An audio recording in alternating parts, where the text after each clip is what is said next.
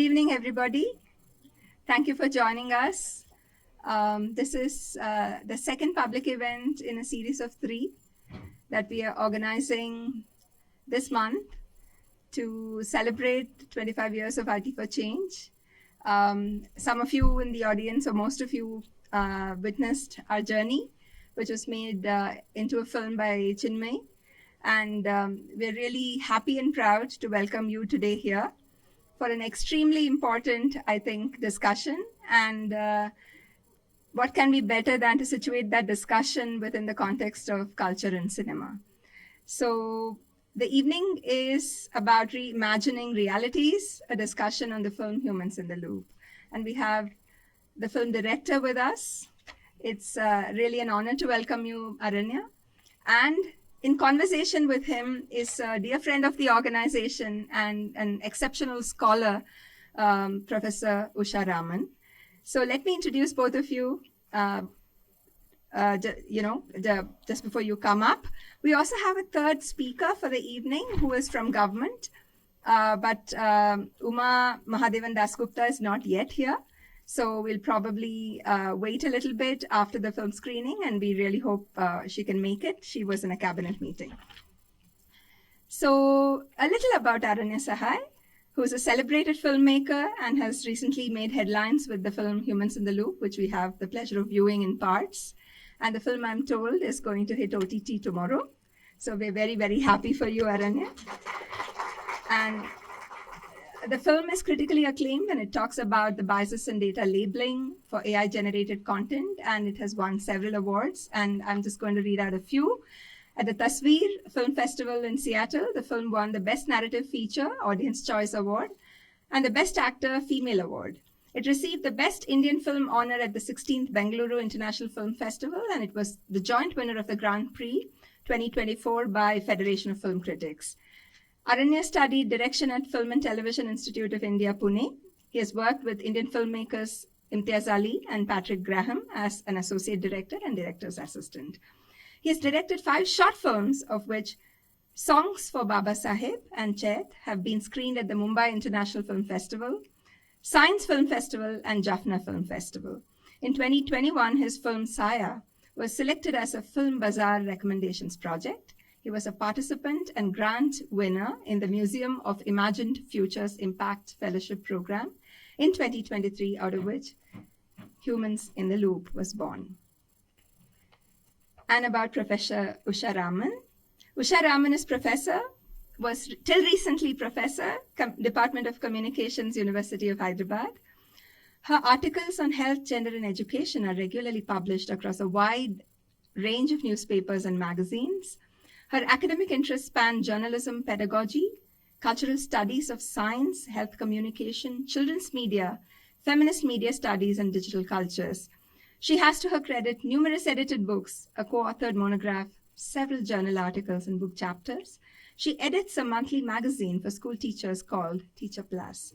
Her recent books include the co-edited volume, Childscape, Mediascape, Children and Media in India, and the co-authored Digital Expressions of the Selfie, the Social Life of Selfies in India. I welcome Aranya and Usha to the stage, and we look forward to a very, very exciting evening of very pertinent discussions. Thank you.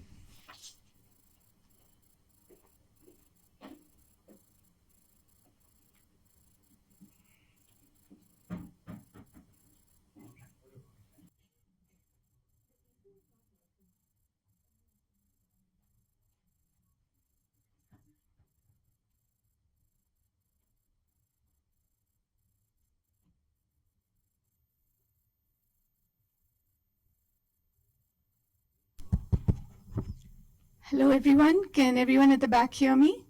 Yes, thank you. Thank you, Anita, for that very generous introduction. But I think we have much more exciting stuff to talk about and think about as we move ahead in the evening. First of all, congratulations, Aranya, on a brilliant film. Those of you who haven't watched it won't have to wait too long to see the whole film because it will be on OTT tomorrow. But today we're going to be seeing a few clips from the film, really to frame our discussion about the themes that the film explores.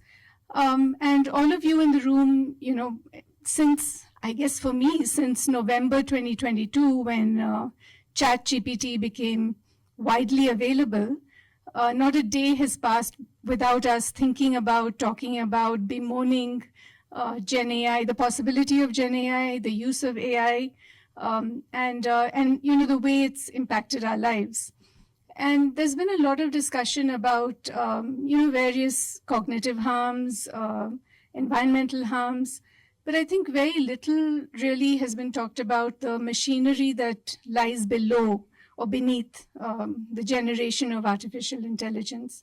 And really the film takes us into that. The film has more than just a conversation about artificial intelligence, but I think it forces us to think about what really we're embarking on when we begin to live with this new technology in our lives. Who's making it? What's happening when people are making it? What are the sort of assumptions that go into making it? What are the knowledges that are dominant? What are the knowledges that are left out? What sort of dynamics enter the workspace when we're talking about AI? So a whole bunch of issues that the film raises. So as I said, we're going to watch a few clips from the film, and each of the clips that we've selected throws light on a certain aspect of this discussion, and we'll ask Aranya to talk a little bit about each of those aspects. So maybe before we ask you to speak about the film, we'll watch the very first clip, which sets the context, gives you a little bit of a glimpse into what the rest of the film is about. So.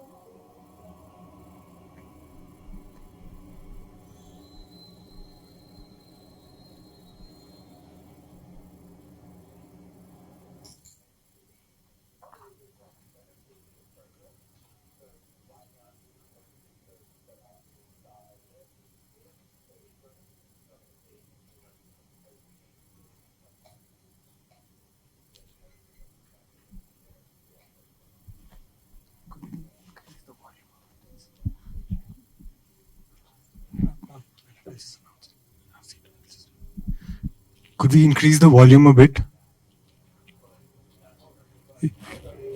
Thank you. Thank you. Her captcha के लिए आपके पास 40 seconds होंगे और आपको सवाल के हिसाब से फोटो मार्क और लेबल करना है. आपका फॉर्म लॉक हो जाएगा टाइम ओवर होने पर, इसलिए आप लोग जल्दी जल्दी करेंगे. Okay?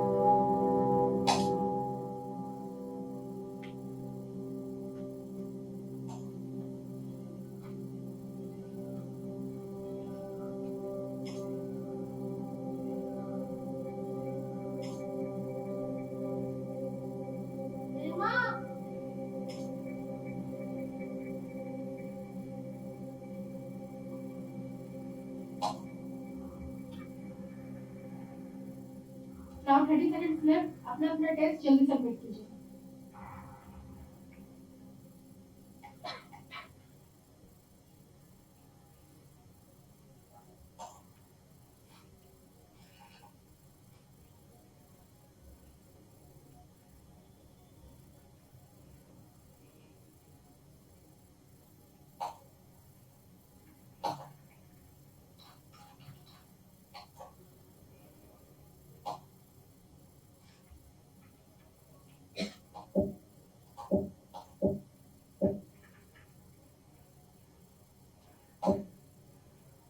Your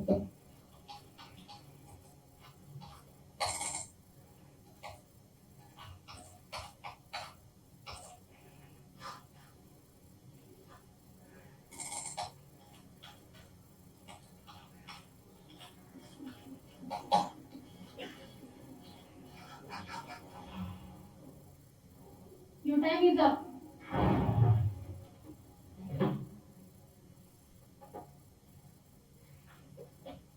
Thank you, ma'am. Thank you. Thank you.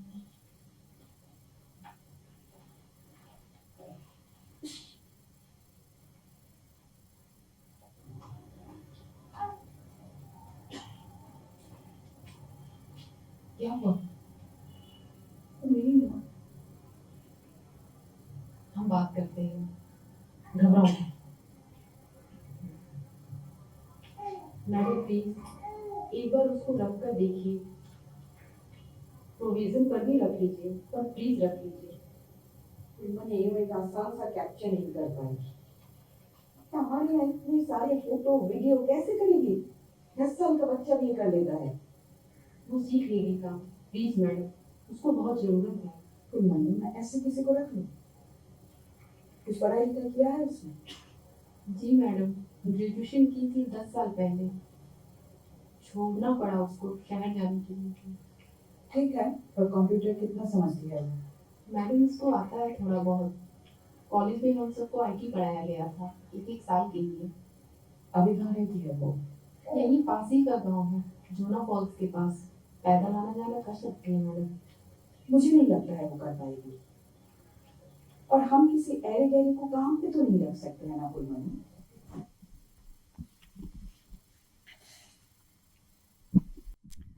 Yeah, so that gives you a sense of the very beginning of the film. So before we get into other, sub-themes, maybe you could talk a little bit about why this scene and how does it really open up the questions you want to ask. Firstly, I just want to thank you, Anita, for having me. And the whole organization, IT for Change, I think we refer to a lot of your writings while researching the film. So this is to your credit that, a film like this and many organizations like yours, that a film like this could be made in the first place. The scene, there's no captcha test that happens in data labeling centers. These are fairly boring, mundane places where the tasks are very repetitive and agency is often, it exists, but it often does not exist as well. And data labeling per se, when I was writing this in 2023, beginning of 23, nobody would be able to know what data labeling is if it were not for this scene. There is no captcha test that happens in these centers. So the conversation that I kept having with myself, what was that one thing that we could keep at the very beginning that would open up this space and make it accessible to everybody? So in that sense, captcha kept coming up because I never thought about this, but while researching about the film, I realized that the captcha, we've been doing data labeling for 10 years, 10, 20 years since we've been using the internet. And correlationally, human beings have been doing some form of data labeling for a millennia in cave paintings, in many different sort of markers that human beings have left behind. I think that is the reason that the captcha test is at the beginning, and also the anxiety that a lot of times that a human being goes through when you haven't labeled one part of say a tail light of a car, right? And this is very palpable because I felt it quite a bit, and so does Neema. And for Neema, the stakes are not like you and I. Neema might lose the custody of her daughter if she doesn't get this job. So I think that is the reason that it exists primarily. And if you see that it's through her eyes that the images of data labeling are being opened for everybody. And the first time I saw these images, I was like, this is so cinematic, right? Like somebody is literally labeling reality and putting it out there. So that's why it exists. Yeah, and in a way, I mean, it is true that we've all been, at the service of the machine for years now. Every time you put in a CAPTCHA test, you're helping the machine learn a little bit better about what these things are. And I don't think we've realized that we've been part of that huge experiment until very recently. But I'd also like you to talk a little bit about that, the intercuts between the data labeling center and the cave paintings. And you did say that, cave paintings have been a form of data labeling. I don't think we've thought of it in that way. So could you talk a little bit more about that? Yeah, I mean, there's a cut in the film which I'm very proud of. It's a cut between a CAPTCHA and a cave painting. It's a jump of a millennia, but in a matter of a cut. What's important to notice is that cave paintings existed for all sorts of purposes, right? One of the purposes was to actually say that this cave belongs to this animal, or beware that for example, a bear, this cave would be akin to a bear's habitat.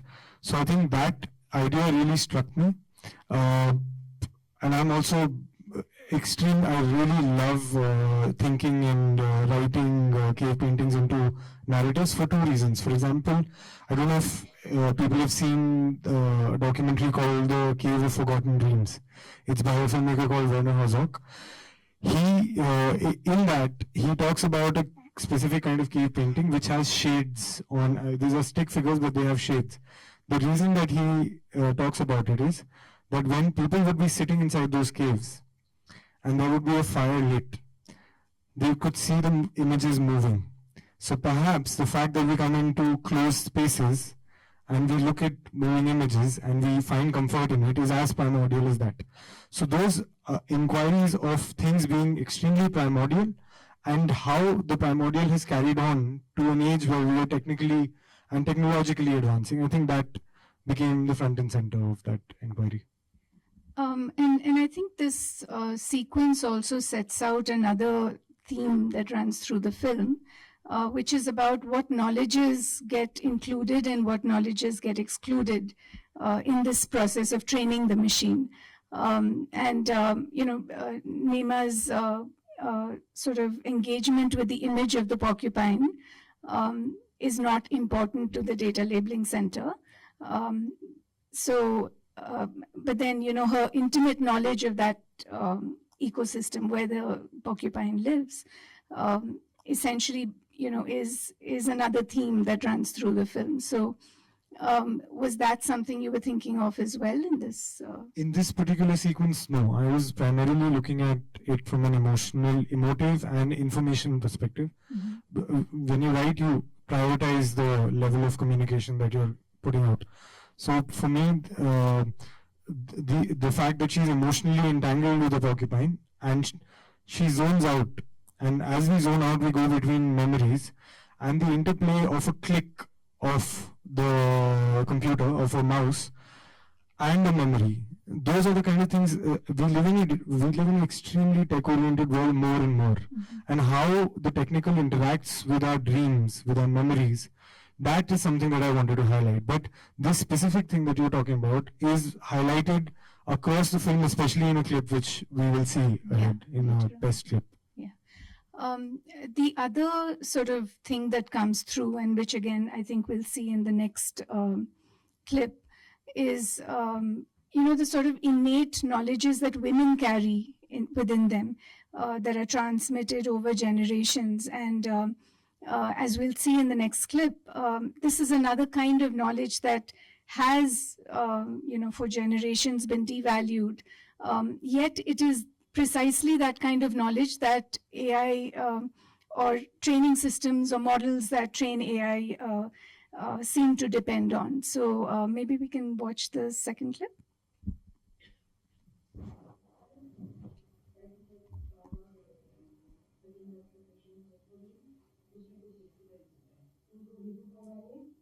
Review meeting से पहले submit करने के लिए बोलिए।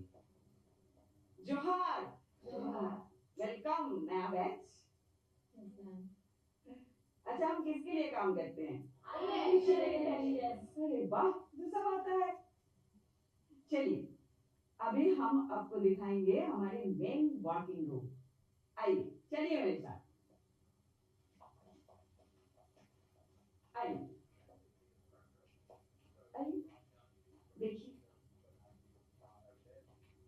अच्छे से observe कीजिए।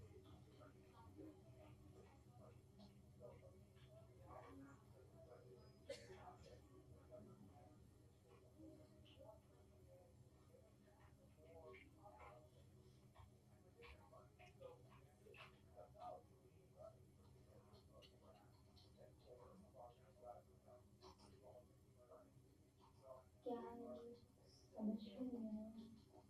देखो ना, हमको ये समझ में नहीं आ रहा है ये अदरक है या हल्दी। अरे क्या है, रोज रोज तुम क्यों गलत सब कुछ बताते रहती हो? उसने अदरक ही उठाया है। अरे तुम साबुत हल्दी लगता है। पर गोरे साबुत हल्दी का क्या करेंगे? ये टर्मरिक लड़के के नाम से सुनिए। अच्छा छोड़ो ये सब, अब मैं अपने काम पे क्या? जा रही हूँ। मैम, ये एआई मार्ट वाला जो प्रोजेक्ट है इसमें बहुत सारी दिक्कतें आ रही हैं। ये बताना मुश्किल हो रहा है कि ये अदरक है या हल्दी। तो मुझे भी समझ में नहीं आ रहा है। बिल्कुल ये सेम लग रहे हैं। वो हल्दी है। अदरक में छोटा छोटा बल्ब निकलता है, हल्दी में नहीं।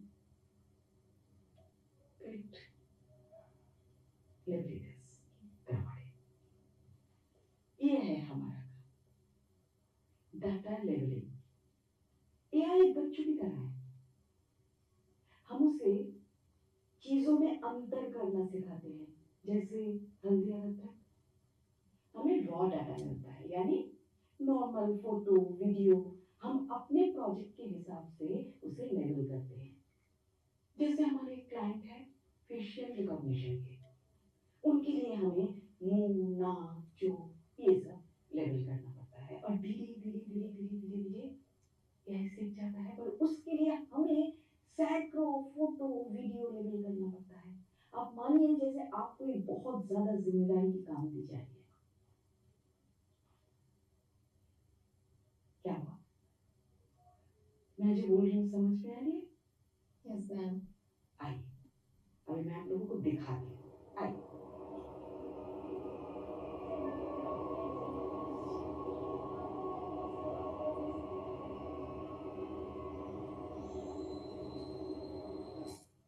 और ये है स्केलेटल लेवलिंग। इसमें आपको हर चलते हुए फिगर पे आउटलाइन जैसा ड्रॉ करना पड़ता है, और जब ये डेटा आप इस एआई फिगर पे डालेंगे तो धीरे धीरे चलना सीख जाएगा। और फिर चलना ही नहीं, कूदना भागना दौड़ना सब सीख जाएगा। ये होगा आप लोगों का पहला टास्क। थोड़ा डिफिकल्ट है, करिए। यहाँ पे हर काम का रिव्यू होता है, हर हफ्ते हर काम का टाइमर भी होता है। चलिए आइए।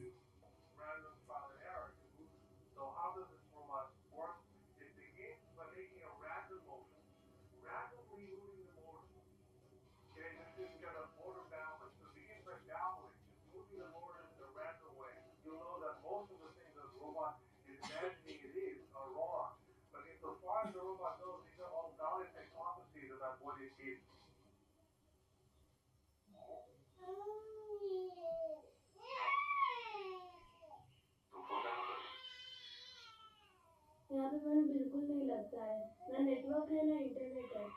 फोन चलाने के लिए बहुत दूर आना पड़ता है। ऊपर से मम्मी डेली सुबह सुबह उठा के जंगल ले जाती है। अभी देखो तो मैं बोली बात देती है।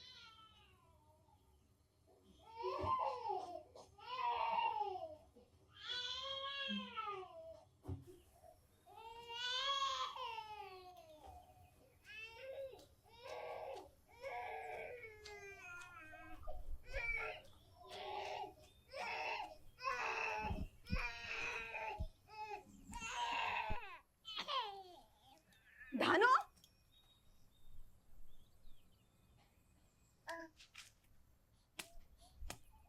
धानो, धानो, वहाँ क्या कर रहे हो? नीचे गए थे 2 मिनट के लिए। गुड्डू को छोड़ के गए थे ना तुम्हारे साथ? ऐसे संभालते बच्चे को? तो मत जाओ ना ऑफिस। गुड्डू गिर जाता तो? आओ तुमको बताते हैं। डांट पड़वा दिया ना हमको।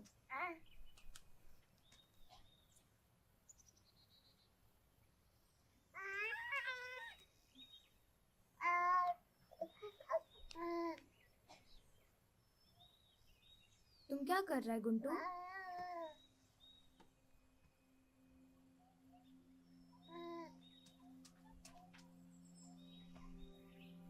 वहाँ जल्दी देखो, गुंटू चल रहा है।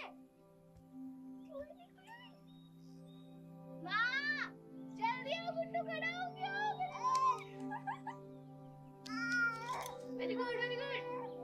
चलो, देखो जल्दी। Guntur,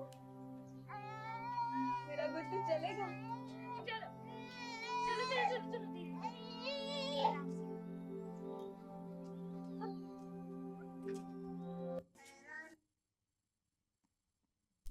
So, yeah.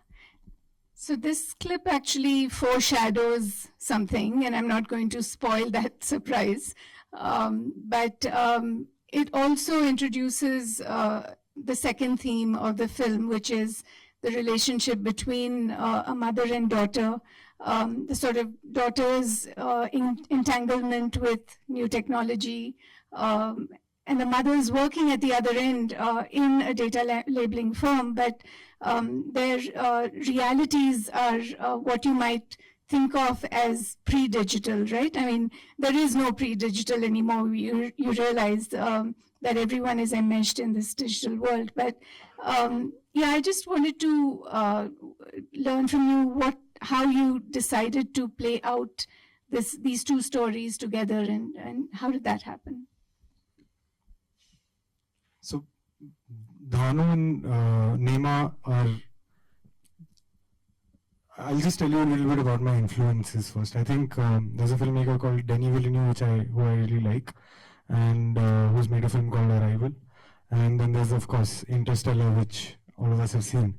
In the middle of all of that, what these filmmakers do is that they want to talk about these really large philosophical tech ideas, science-oriented philosophies, but they hang it on an emotional string of emotional storytelling, mother-daughter. In the case of Interstellar, it's a father-daughter story. I think that became central to us. And the idea itself is so esoteric, right? It can go into a very esoteric zone. That an Adivasi woman beginning to interact with AI, it can go into a very, very, and I come from FTI, so I know what we can do esoteric, and I could have done esoteric myself. But I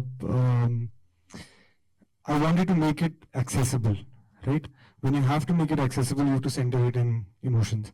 And the payoff of the whole thing, really, if you think about it, comes from the idea that AI is like a child. You know, she doesn't say, at the center also, she doesn't say AI is a child. She says AI is like a child. Because Nehema comes from an indigenous background. And if you see in the film, there are moments where when she's growing up, she believes that there's life in everything. So when she looks at that image of the AI figure trying to stand up, she believes that it is alive. Because she believes that it's alive, there's a certain care with which she approaches this work, which is not dispassionate, right? Otherwise, this work is very, very mundane, tedious, dispassionate. You just do your job, take your money, go back home, right? But she approaches with that kind of care, and which is what I'm trying to say in this, that we need to approach this work with a lot of care. And we need to approach it with a lot of perspectives which are in the danger of being missed out. And the mother-daughter story kind of puts it front and center of everything. And I think one more thing that I arrived at this thing that AI is like a child in reverse. It didn't happen on the go, because this job of repetitively tagging, say, a chair and a table, that's what we do as parents, right? When our children are growing up, we tag a chair, we tag a color, we tell them ki ye color hai, and then we force our morality onto it. Philosophy-wise, there are two schools of thought that have an impact on this film. One is that people say whatever you teach your child till the age of 5 is what manifests in their life. But there's another school of thought which says that children are often born with 300 odd patterns at the time of birth, which manifest on their own in different circumstances. When you apply those ideas of child rearing and connection with your child to AI, then the question becomes, is AI really a clean slate? Or is it born of the prejudices, of the biases, of our strengths, of our capacity to be empathetic? Or is it, is it, as people would say, it's just an algorithm? So, this question comes out of what you just said. So did you set out to tell a story about AI? Or did you set out to tell a story about Neema and her daughter? No, I did set out to tell a story about AI. The core of it comes from the premise, which I have to mention. Karishma Mehrotra is the writer who first highlighted and spotlighted this work happening in Jharkhand. Before that, there was New York Times which had done it, but at least in the Indian context, the first writing was Karishma's. And I did set out to tell an AI story. Initial grapplings, initial writings were not a mother-daughter, not a AI child story, but it was more to do with what we call content moderation, which is a rather violent sort of a thing that happens where if you've seen Not Safe for Community Standards on Instagram, those are videos tagged by women, those are videos tagged by people, and that was the primary inquiry of the whole thing initially. But then I realized as a filmmaker, it's an easy trope. Violence is an easy trope to get attention, and I realized that there's something more here. And also the Jharkhand also kind of spoke to me. I spent close to a year working on the film in Jharkhand, and there are these really old colonial structures there, right? Single gauge trains, etc. And Jharkhand spoke to me in a way that what happened almost 300 years ago can happen again if where there were settlers who came and colonized these parts and said that your knowledge systems are primitive, that you're savages. That can happen again on an AI which is primarily trained on first world data. So it kept happening. It was a yin and yang sort of a situation where one thing fed off the other. Yeah, and I think that's a nice segue into the next clip, which we'll talk about after we see it.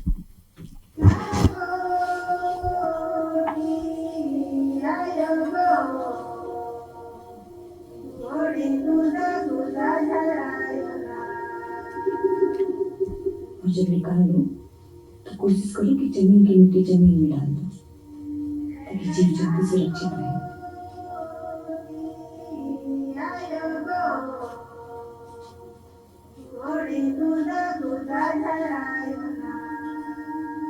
ये देखो, इन सब के कारण हम सांस ले पाते हैं। सारे जीव जंतु इन्हीं पर निर्भर करते हैं।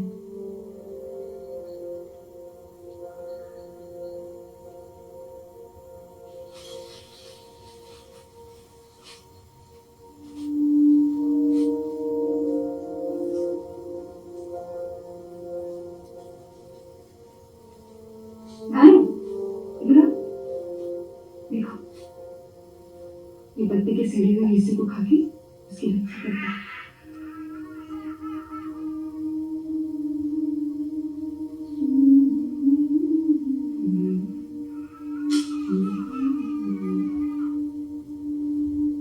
चलो।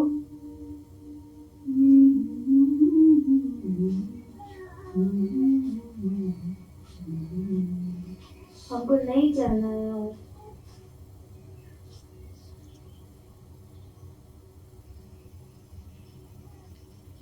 क्यों कर रही हो ये सब? जब पहले नहीं किया तो अब क्यों कर रही हो? क्या कर रहे हैं? यही सब, ये शकरकंदी चुनना, गाना गाना।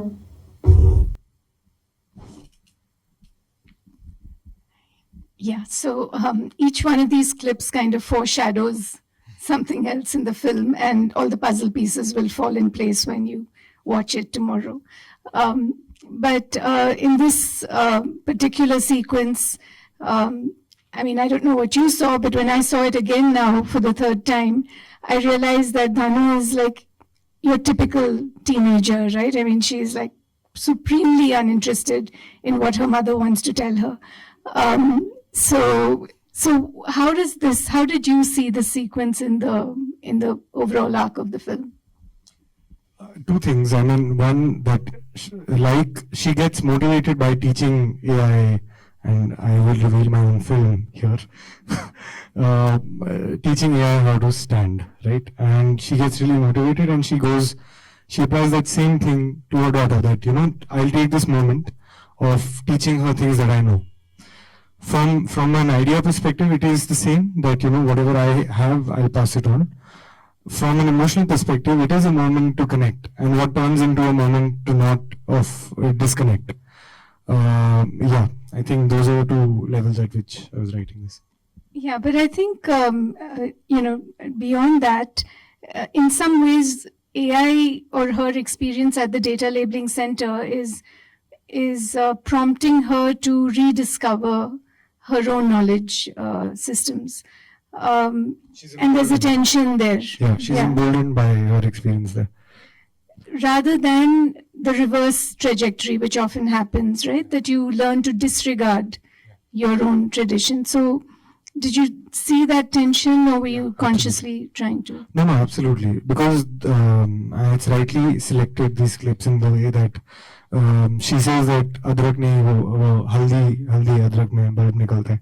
And that is a moment of reassurance of her own knowledge, because the other women could not crack that, including the manager.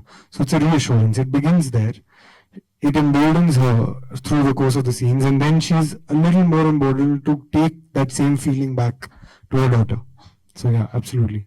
Yeah, but the daughter's rejection, in a sense, of this whole thing also is a trope in the film. No, not a trope, it's a theme in the film. You can call it a trope. And maybe that's something we'll see in the next clip.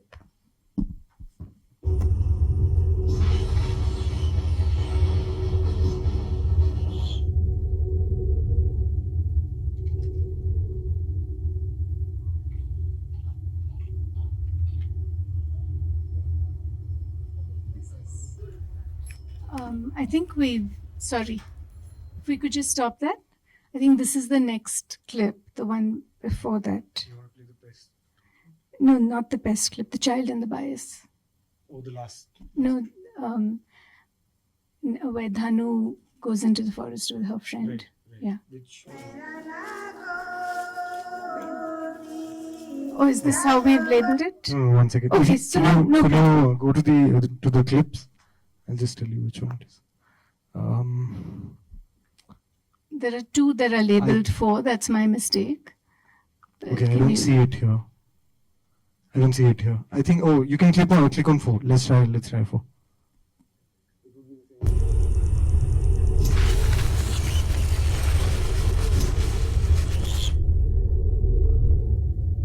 Okay, no worries. Good.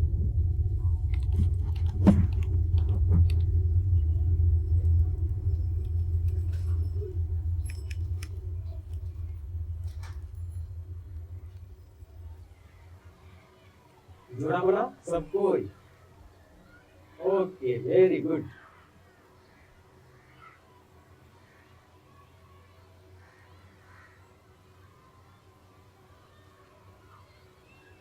सबके जोड़े नहीं बने हैं अभी कोई जाएगा भानु के पास तुम में से कोई भी नहीं जाएगा बात करा नहीं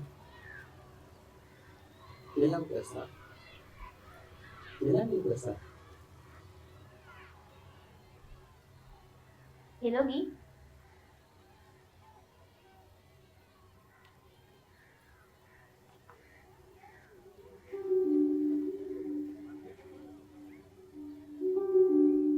ऐसे करो ऐसे थोड़ा सा तिरछा हाँ ऐसे घूमो सब कोई घूमो चले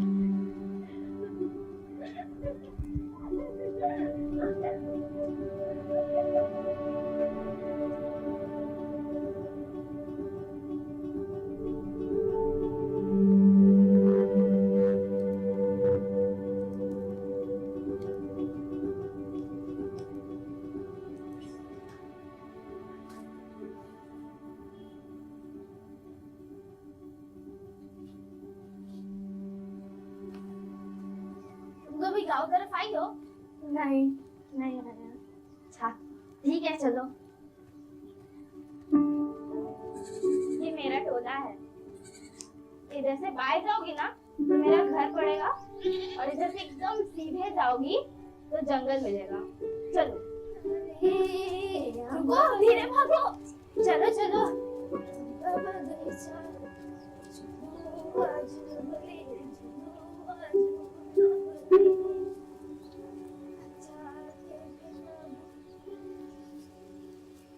ये हमारे पुरखों का पेड़ है।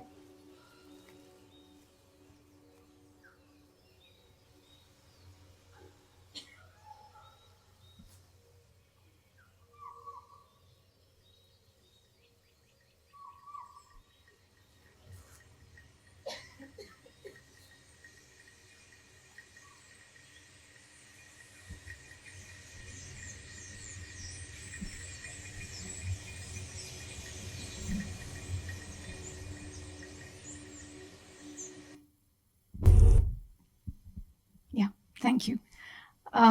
So, yeah, you see why the movement from the previous clip to this one and Dhanu's initial change in attitude. So, you know, even though the film is about AI ostensibly or essentially, what runs through it is very much a human story. And in this particular instance, we're seeing Dhanu now also take on or begin to appreciate her mother's knowledge, but she only does it when it comes to her through a peer. So again, you know, what's the role of that particular trajectory in the overall story? I mean, friends play a very huge part, at least in my own life. I've been very critical of a lot of things that my parents say, but the same thing said by a friend is taken well. I think it comes from that. What's important here is that there is that idea within Dhanu that I was saying that, you know, children are born with 300 odd patterns within themselves. Somewhere inside Dhanu resides a place to appreciate what is inside. It just needs to be triggered the right way. Similarly for AI, somewhere inside the algorithmic patterns, there is a space for it to correctly depict and represent a large part of humanity. And it only needs a certain right kind of push. I mean, we all know that there's a book called People of India series, right, by Kumar Suresh Singh, and Anthropological Survey of India had written a beautiful sort of a listing of all communities that stay within India and what their livelihood is, what their migration patterns are. My suggestion is, even if you were to digitize that and feed it to open source algorithms, at least in the texts that are coming out, we would have far more sort of representative AI, and that all of those things kind of flow from the human part. That human beings are capable of change. Human beings are capable of empathy, and as is an algorithm is capable of change. I don't know if empathy, but definitely change. Yeah, as long as we're still in control of the machine, right? Yeah. I think there are two more clips that I'd like to play, and I think what I'd like to do is go on to the next clip before moving on with the conversation, and then talk a little bit about that. Now, this next clip may be quite familiar to those of you who have seen the promos, but now that you have a bit of the context, you may see it a little differently. So we'll play that.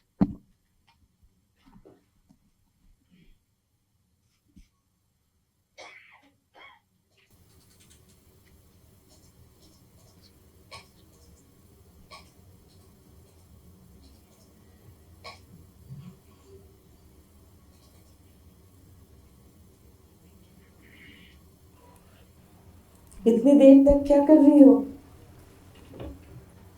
Task नहीं हुआ अभी? आज के task का use जानती हो? नहीं?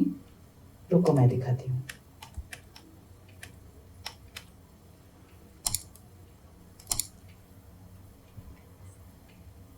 तो ये AI आर्ट जनरेटर है। अपना प्रोटोटाइप टेस्ट करना चाहती है? ये जो तुम फोटो पेंटिंग लेबल कर रहे हो ना, ये सब मिला के वो अपना एक AI पेंटिंग बना रहे। तुम्हारी पेंटिंग बनवाए? आओ।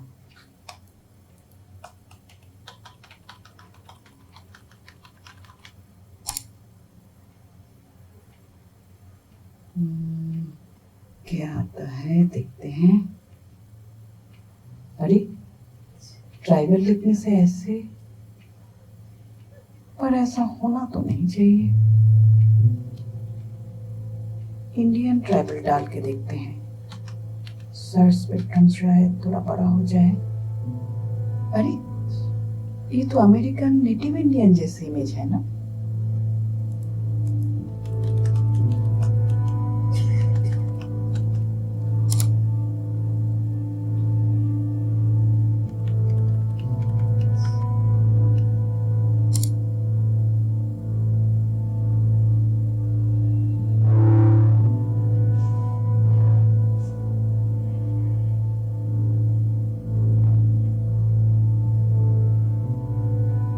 क्या हो गया नहीं? परेशान? तुमने उस दिन सही कहा था, यह एक बच्चे की तरह है, हम उसे गलत सिखाएंगे तो गलत सीख जाएगा। Yeah, and I think actually we'll move on to the last clip, and then we'll discuss both of them together because they sort of go together. Are we revealing the whole film?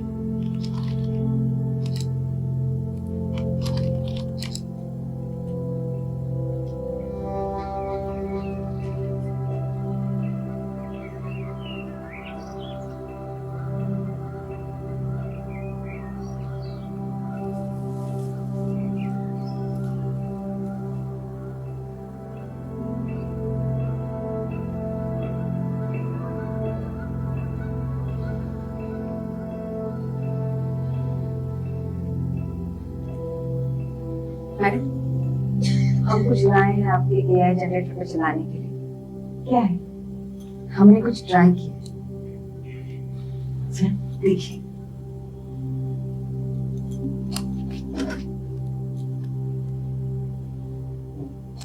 ये हमारा folder है।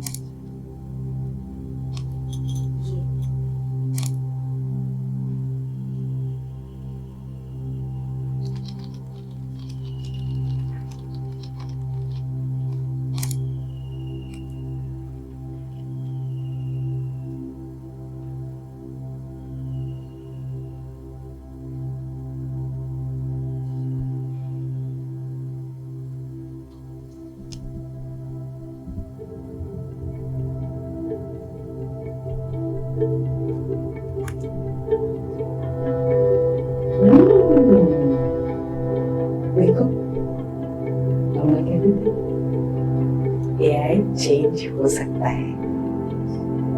मुझे सिर्फ वक्त और ढेर सारा material चाहिए। बस सिर्फ वो ये जो एक थोड़ा सा हल्का सा किया नहीं है, बाकी तो सब तो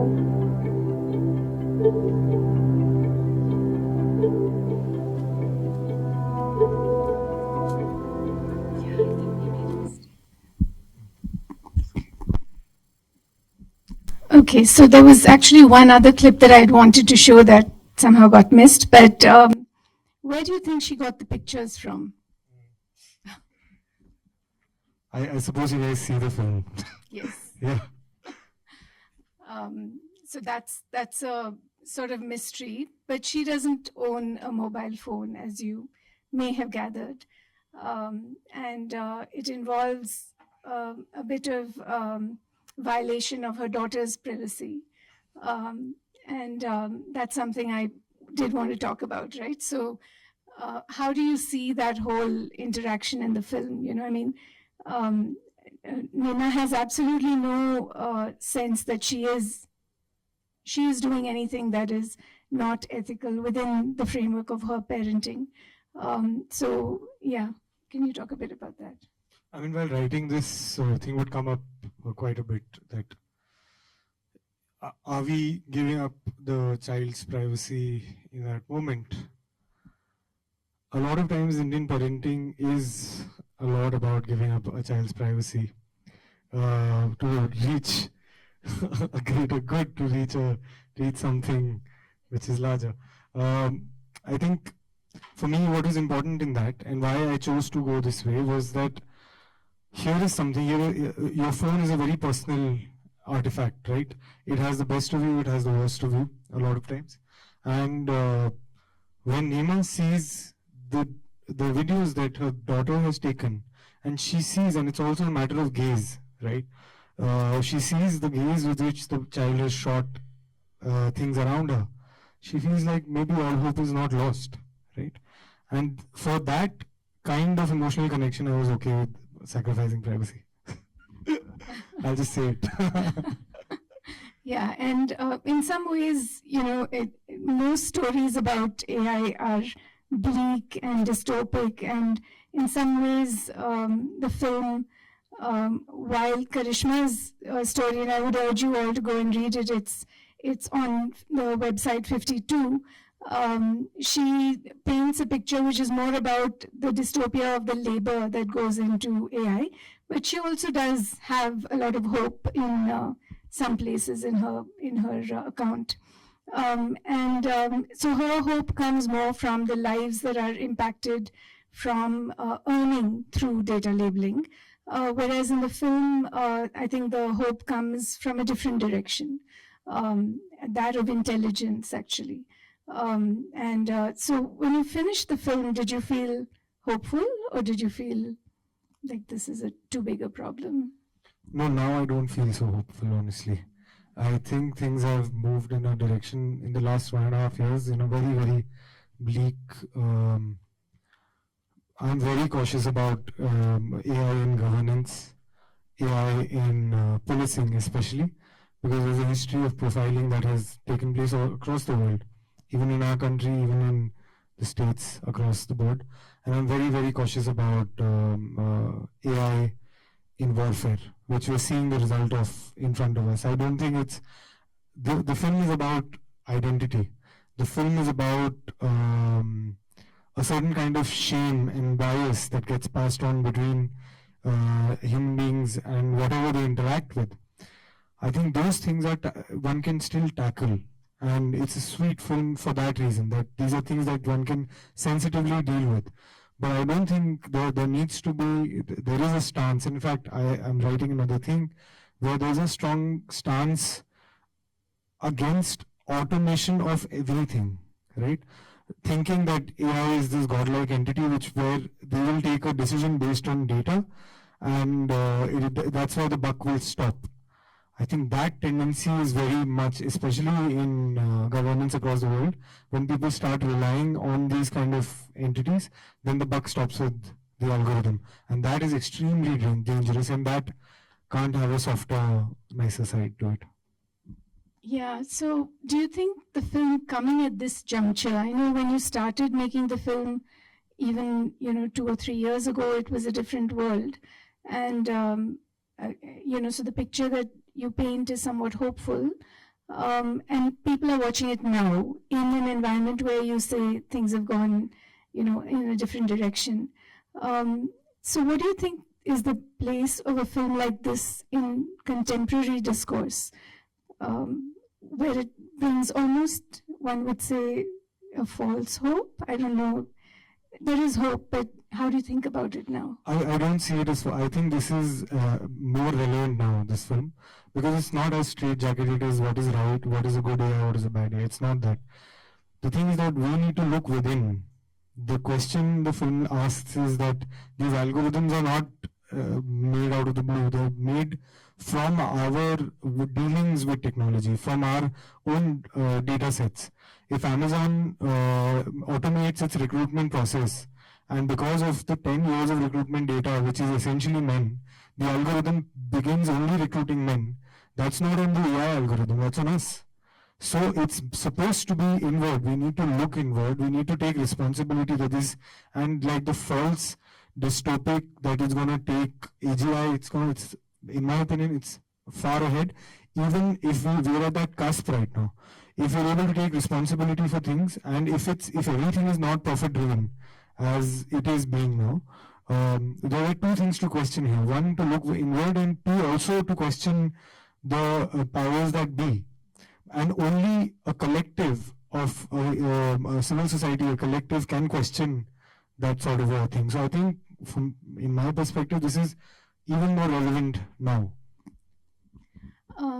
Yeah, so thank you so much, Aranya. I think before we open it up to questions from the floor, we have a special discussant, Uma Mahadevan Dasgupta, who is a senior civil servant, and I think she may be someone who's familiar to Bangalore audiences, and she's familiar to me from her writing in The Hindu and her commentary on many issues around education. She served on multiple boards, has been a prolific writer as well in the civic space. So I would invite Uma to come and give a few comments, and then we will open it up to the audience.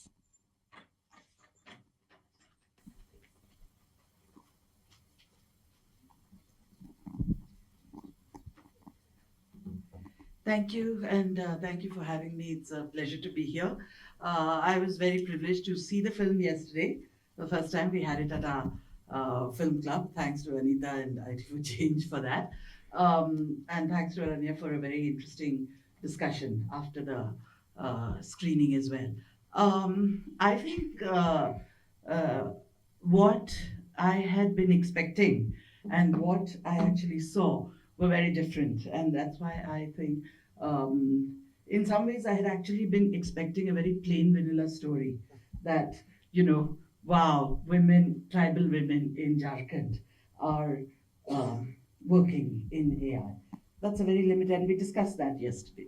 That would be a very limited and very basic and kind of a closed story on that. Of course, tribal women in Jharkhand are working in AI, data labeling, and can work, and other women elsewhere can work. But the film shows much more than that. And one of the things I liked was this whole embedding of this AI work that's going on in this really beautiful landscape. But it's not just a beautiful landscape, it's also a landscape which has a forest and where many things happen. I won't, you'll need to see the film. I won't reveal the big story. But the fact that personal relationships and the fractures that happen in human relationships, the way in which human relationships follow different trajectories and then have to evolve and have to grow. It's not only AI that is like a child, but also human relationships keep evolving and growing, and they're not frozen in time. The relationship between Nema and her partner, the relationship between the tribal way of life and the urban way of life, the margins where Nema actually lives because she's had a relationship with a non-tribal person, and that's another part of the story. And then the relationship between the mother and the daughter and her younger brother. These are all interesting things. I also found it very interesting that a film about AI and about data labeling and the work that women are doing, the work that people are doing, and here it is women. It was interesting that there's a woman supervisor who, I think that made the thing less dystopian in that sense, that the workplace seemed a little warmer. I don't want to essentialize, but I felt that because there is a clear career progression implied, that women who are working well can find a path to move on. And also the fact that the woman supervisor, I won't give away the spoiler. No. So they have a little tiff, there's a bit of ticking off, and then they kind of find a way to communicate again. That was very nice. That was a way of humanizing what could be very dehumanizing and difficult work. I found it very interesting also for foregrounding the human problem of care. She's a single mother. She's got these 2 children, and we saw it in that clip, right?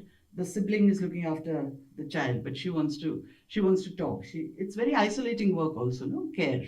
For whoever's doing the caregiving, it's very isolating. So that's in some sense that metaphor, that child is going off to talk to her father, and this little baby is out there alone. Care is burdensome, care is isolating, and care is also very important. So that was very, very beautifully depicted. On AI, I thought the film is, as you said, more relevant than ever, because we know some of the dangers of AI. We know the risks of surveillance, we know the risks of intrusion of privacy, and of overreach, of algorithmic bias, of using AI in very dehumanizing situations, where if you're starting to use automated drone-based warfare, then you're even removing not only skin in the game, but also a sense of moral responsibility and the sense of balance. Those are some of the risks. We know that there are greater risks that possibly lie ahead. But in the midst of all that, you're also using technology to tell the story. Film is technology, right? So you're using technology to tell a human story, and a story of the interaction between the human community and the new technology which is available. And you're foregrounding the positive part of AI, that it's created these jobs, right? That these women are able to come and work, and because of the job that she gets, she's able to keep her child, she's able to live where she does.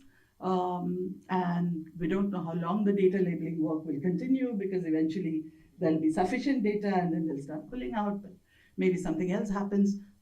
But the fact that any technology is, it's got its positives, it's got its negatives, and that, again, I wouldn't stop at saying that. Those need to be discussed. Those need to be looked at in detail, in context. They need to be talked about. We need to have more and more people getting into the conversation, and that's what films like this actually do. I also love the idea of a spirit animal, which comes through, and the fact that if everything is living and in some sense sentient, then so does AI, so does the computer, so do the rocks and the tree canopy. And that was also very beautifully depicted. So those were just some of the stray thoughts I had that I wanted to share. Thanks for that. Thank you. Thank you. Thank you so much, Uma. And yeah, there are many things now that we watched just 4 or 5 clips, and I would have much rather watched the whole film and then talked about it with you. But we can now take questions from the audience. If anyone has questions for Aranya, back there.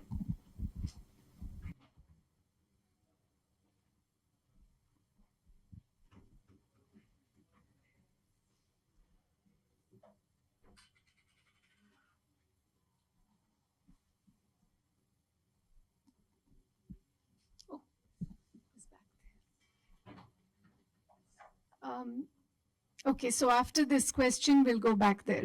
There's one at the back. Yeah. hear you with the mic. We could hear you with the mic. So, no? Okay, why don't It you was take working. this one? You just keep it a little closer to your mic. Can you give the mic to Abhishek, please?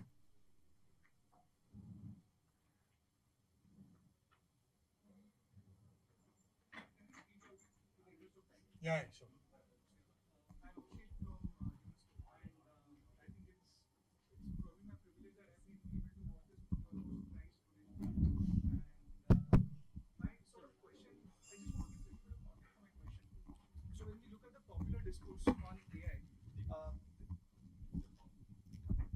Thank you so much. So when you look at the popular discourse on AI, there are three very common visible strands. One is technological, where we talk about privacy, transparency, codes. And then the second is economical discourse, where we talk about outputs, productivity, innovation, growth. And then we also have a third category of discourse on AI, which is more normative, about what should AI be, what it shouldn't be, and like how it should shape the future. Now, I feel like this movie is refreshing because it rises beyond these three aspects of the discourse. It talks about how communities interact with AI. It talks about how it sort of subtly becomes a part of everyday life. It sort of talks about how some choices of your own culture, your own identity influences your interaction with AI. It just talks about it without really making a value judgment on what should be and what shouldn't be. So my question is, how important is such storytelling in shaping, societal understanding of AI, in sort of shaping expectations of AI? So, yeah. I think all storytelling is really the single most oldest art form of putting across ideas in the most palatable way, right? It's the greatest tool that human beings have invented, I feel, right? And in that greatest invention, we see a lot of crap which we see in theaters. If it were by my doing, or if it were by my desire, all cinema and all storytelling needed to be motivated towards ideas which, for example, to talk about a discourse on AI. More and more, like, for example, I want to talk about more and more how our current structures dehumanizes two things. It dehumanizes nature and it dehumanizes human beings itself, right? And I think that's an agenda. It's an agenda in a very specific direction, and these are the kind of agendas that need to be spoken about as much as possible. And I think the generation after the current ones, which have a lot of power to make films, I think a lot of people are doing that. It's not just this film. I think Sabir Bonda is a film that also does that. I think if you look at one of the, I think Danny Villeneuve's arrival really questions a lot of things, So it's absolutely a must, and there needs to be synergy between storytellers and especially I come from social sciences, so especially people who are working in the developmental space and also in philosophy academia. There's ideas percolate, right? It's not that one idea is living in silos, and the strength of storytelling is that it can kind of conjure an emotional resonance within an idea. But when she says that, this is not a pest, I don't know if you guys have seen that clip you guys have seen it. So when she says that this is not a pest, it doesn't harm the plant, it only eats the rotten parts. It's coming from an idea, which is that indigenous knowledge is fundamentally at loggerheads with the hegemonic knowledge systems that are there. But at the same time, it comes from a place of care. It comes from a place of, she says that galat sikhenge to galat sikh jayega, ma'am. Who else would say this, right? So I think absolutely these two things need to go hand in hand, and more, I feel like also I should talk about the initiative that led to the development of our film. It's a program called Museum of Imagined Futures, run initiated through the Amidiyar network and then managed by the Story Culture Group, who wanted to use CSR funds to tell urgent stories, urgent responsible stories. And if this is the kind of stuff that one can do with that kind of funding, then I think more and more people would want to kind of get into that space.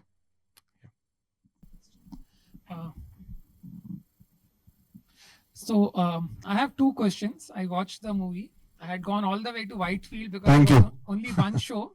Yeah. So the two questions are: why did you choose Jharkhand as the project? And second, what does the post-credit scene signify? Because when Nema, like puts a ear on the rocks, because I waited for the post-credit scene intentionally because I'm like, there's something where the, maybe the director or the writer wants us to know about. So why the post-credit scene?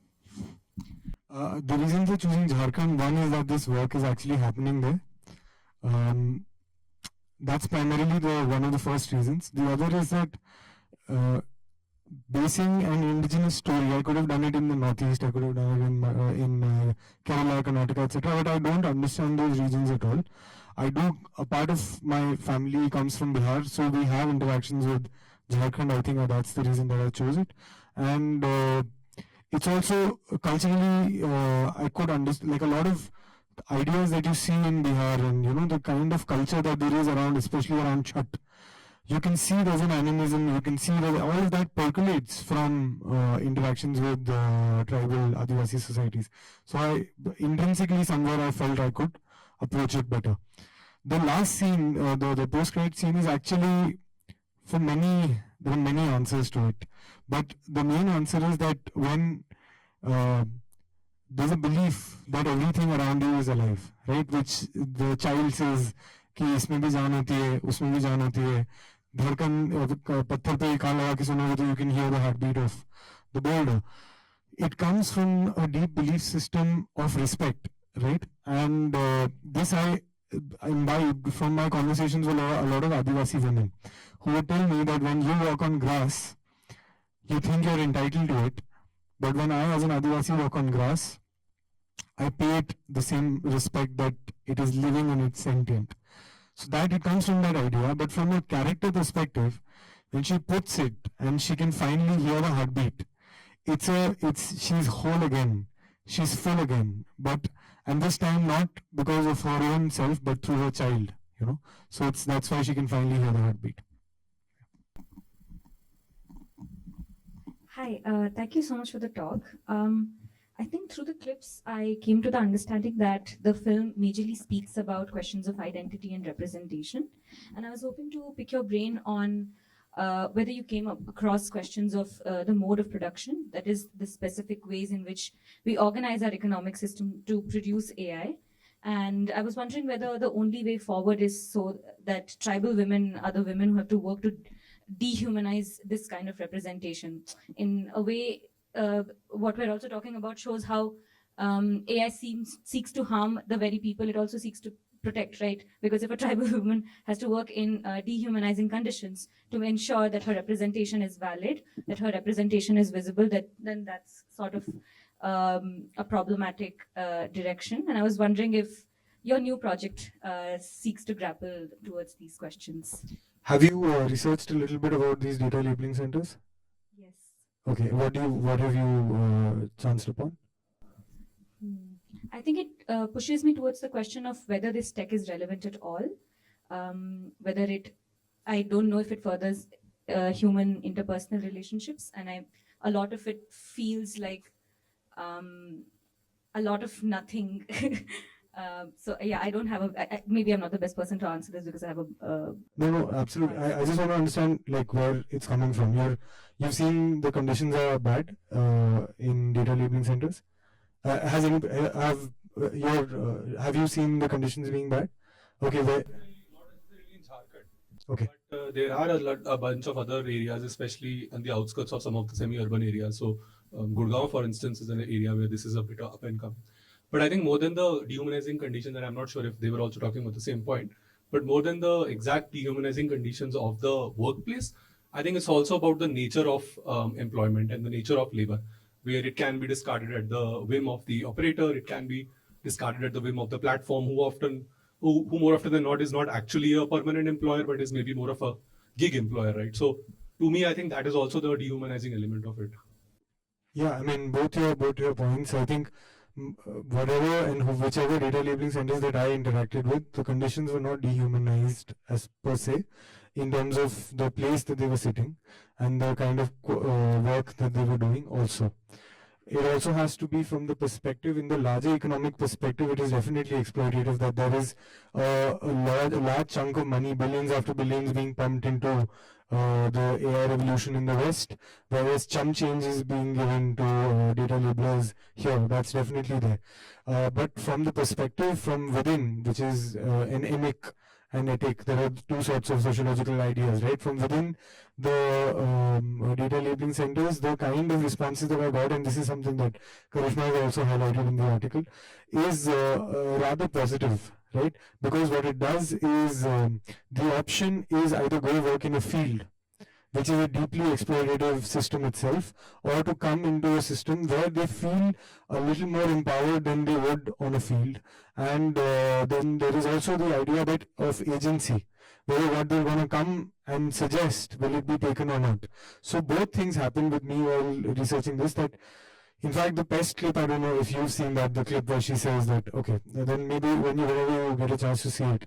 So she says that this is not a pest, it doesn't eat the plant, etc. That actually comes from an interaction with a data labeler, who is an indigenous woman who said that they were doing an agricultural labeling module. And in that module, they were supposed to highlight a certain seed which grows best in a certain season. And she said, ma'am, ये इस season में नहीं होगा, अगर आप इस season में करोगे तो the wind will blow in a different direction, it will not be the best. And that was incorporated by the manager, right? And simultaneously, I also saw examples of do whatever you're asked to do, right? Do whatever you're supposed to do. So both those things exist. It's not as straight-jacketed as one would like to believe and one would like to assume. Yeah, and also, like, if the one thing that I have to put out here is that content moderation, that specific work, is very, very dehumanizing, and the data labeling centers that I visited didn't let me around those spaces because they want to protect it. And so that is something that one can absolutely sharply go after. But in general, this work, giving 15,000 rupees to a family, I don't think it has just one side to it. And it kind of brought to mind two sort of things that I've taken from elsewhere. So I've been doing a little bit of research about digital agriculture, and there's kind of an attempt to build kind of platforms for sharing knowledge where, you know, people all over the world can gather data about things and it be kind of relatable, comparable with other parts of the world. And a big part of that is around labeling and having like very common labels and common measurements, so that when you take measurements in one part of the world, it's the same as measurements somewhere else. And I was kind of struck in your film, you know, the difference between the woman labeling the insect, where there was a preset menu of things that she could select, versus the clip you showed where she's putting in beauty, and it's completely open-ended what she can write there. Yeah. And so I don't know if that's something that you've explored in the film, or, you know, in the labeling centers, like how open-ended is it? You know, that in some way there's a need to limit choices to make things comparable, but it also then closes down, you know, how people can generate information or not. So I had that question. And then the other thing that the film brought to mind is one of my PhD students has been working on tech investment in North Africa and understanding it in terms of learning, you know, within development studies, learning from foreign investment.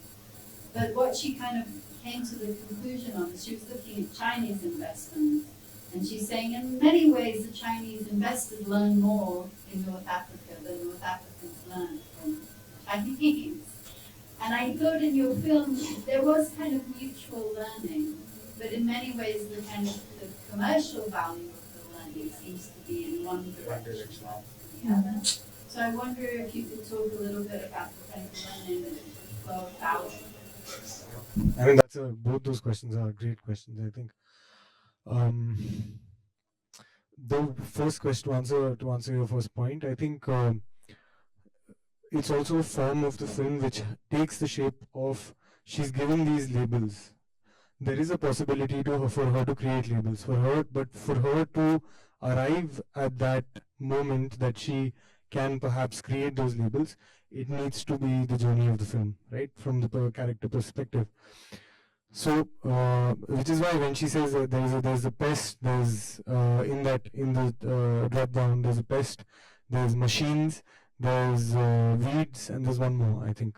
She's to select between that, and she doesn't, right? She refuses to select any of them.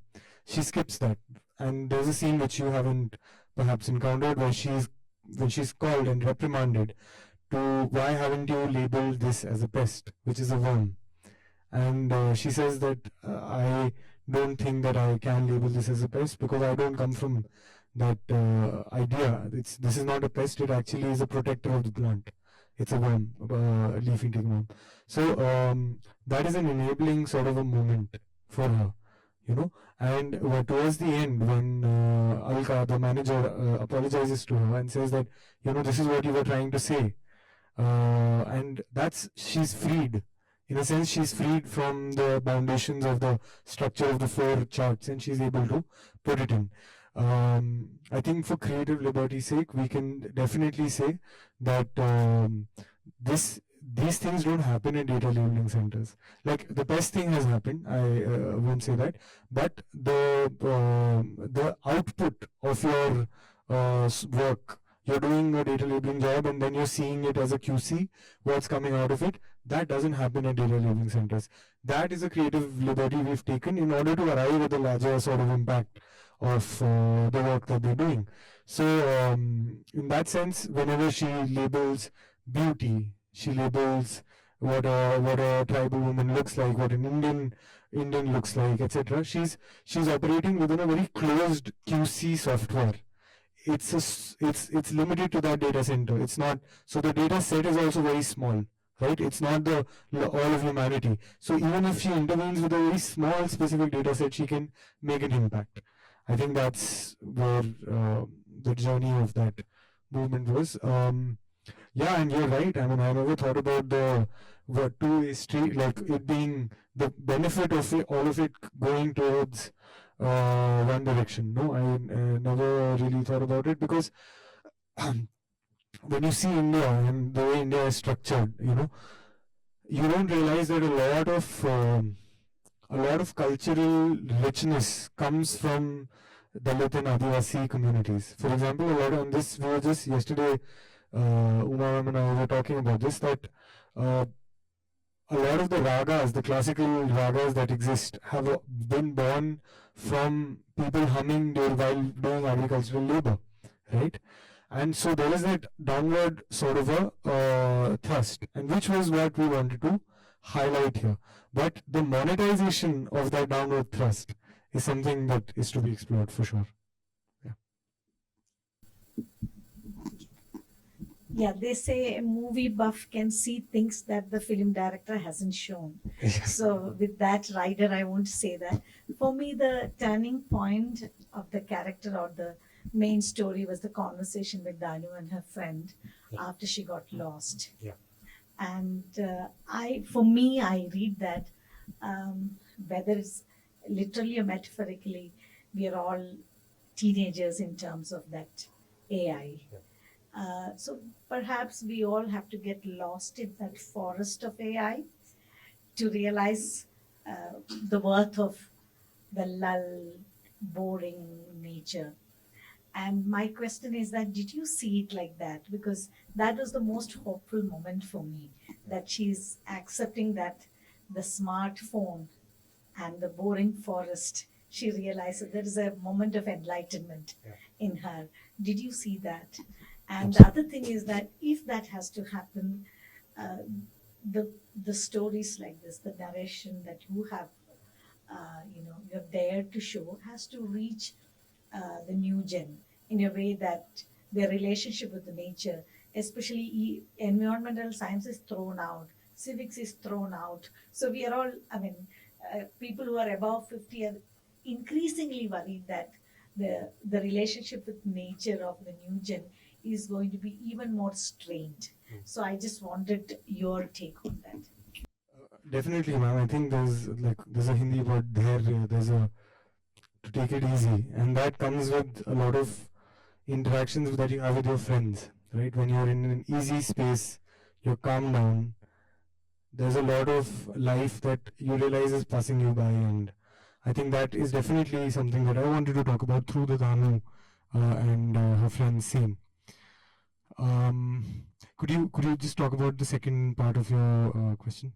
But that has to happen, no? That enlightenment that Danu realized or felt has to happen to all of us. All of us, I mean, different ages and the new gen in schools. That it has to be facilitated. That engagement with nature has to happen. And right now we don't see that. Right now AI is taken over. I think today somebody wrote that a 5-year-old boy is learning AI, and all pediatricians saying that please stop this AI at that age. So I'm saying that what efforts we all have to collectively take to make that engagement with nature more meaningful in schools and with young generation. Ma'am, I don't necessarily agree with that. I feel all of us find our ways back to the forest in some way or the other. Like even if it's a young person who's fully getting all the dopamine from a video game, I do feel that all of us will find our ways back to it. The moment your bare foot hits sand on a beach, it's a moment of grounding. I think that yes, more and more push needs to be in that direction for sure. But we human beings find our way because we essentially are coming from interactions with nature, and the further we go away from ourselves, and there is a $1 billion industry as to how to fix that. People, when you go away from yourself, you tend to become an alcoholic, you tend to engage in all sorts of things. It's a $1 billion industry there. But people also find their ways back to themselves through nature. So, I necessarily don't feel that it can be thrust. A human being will always kind of gradually find their way back to it. We can take one last question.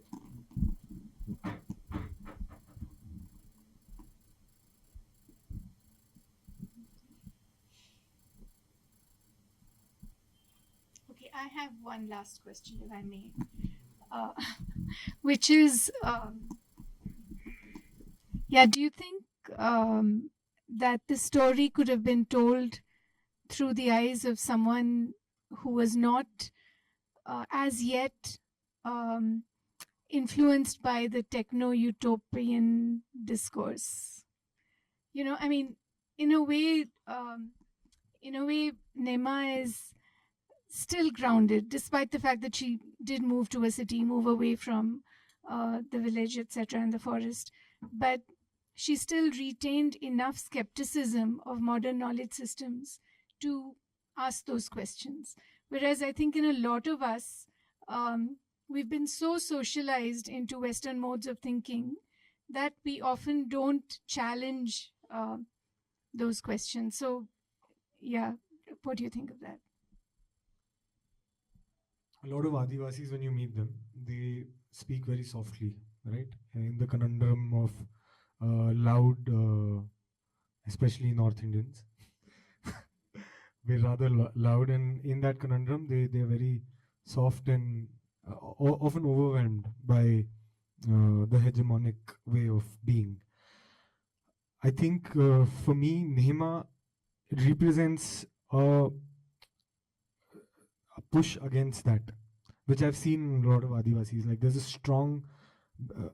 a really strong desire to not necessarily reject modernity and reject technology, but to retain and authentically evolve. I've seen conversations and discourses within Jharkhand, the biggest of them being by Ramdayal Munda. Ramdayal Munda, who led the Jharkhand movement, who was a linguistics professor, and he's the reason that a lot of discourses that exist in Jharkhand exist today, where you necessarily don't critique modernity and critique technology for the sake of it. You leverage it, but with a hint of your own identity preserved, and he spoke about the houses, like the traditional houses that are there, which are sustainable, which are flat, which are thick walled, right? Those are being replaced a lot in the villages by brick walls. But Indira Awas Yojana is just everywhere and is just doing its duty. And I saw ACs in villages, especially in Bihar, not so much in Jharkhand, but I saw ACs being used because bijli ka bill to dena nahi hai. So you hang your tar on the whatever the main transformer and you steal some electricity and you pay for an air conditioner. But it's so disastrous for that ecosystem. And I, as an outsider, will say it's so disastrous, but why are you using it? But this conversation is coming from within, right? That you retain whatever was systematically progressive and which was yours, and use modernity in a very interesting way. I also have to give a quick anecdote about this. So Jharkhand doesn't have any film infrastructure, right? So there's no line producer who will take you to locations. So I would trek with Adivasi boys. Every day I would trek like 10 kilometers or something with them to find these caves, etc. These boys were wearing Naruto t-shirts. You know what's Naruto? Japanese anime t-shirts. They were wearing Crocs. They had these buzz cuts, which you see in Bombay. I was like, you're more stylish than I am. I can never be, and I'm definitely not stylish. So in that sense, we don't realize that 2016 has been like a watershed moment in India, where Geo, which came in for whatever purposes of through whatever channels it came in through, it made the ticket size of purchasing data very, very low, and that's why these boys have the access to so many things which would take 3-4 years to reach them, and we would watch the same reels on the same hill, So it's become, and what will happen through this is that people will start studying for the civil services using those tools, which is the only way that in a harsh, rigid social mobility place like India, Adivasis will start using that as a tool to study for these exams, and then there will be social mobility, which I have seen. In fact, my contemporaries, a lot of the filmmakers there are far more exposed, far more strongly they speak about what they believe in.